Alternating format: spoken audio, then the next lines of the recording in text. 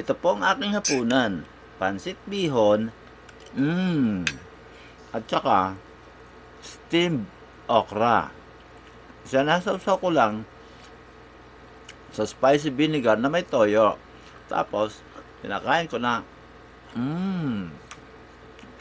ang sarap.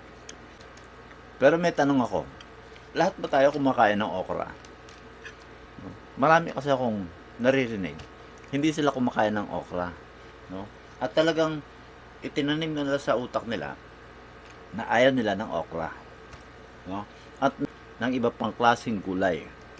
Ang gulay, kailangan natin yan. Kaya siguro na-imbento yung mga dried vegetables, no? O gabi.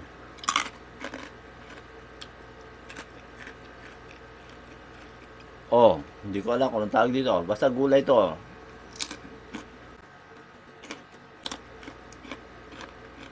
Crunchy, di ba? At ang ayaw ng iba, ang okra. Okra.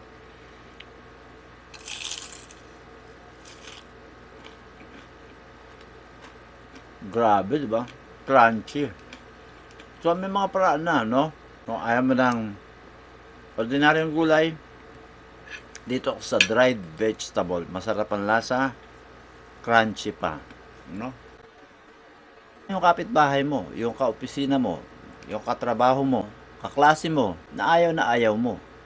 Talagang isinaksak mo na sa utak mo na ayaw mo sa kanya. Subukan mong tingnan siya sa ibang aspeto para matutunan mo siyang irespeto.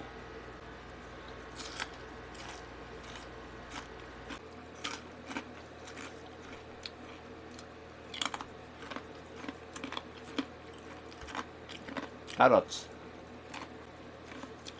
Carrots. Gabi.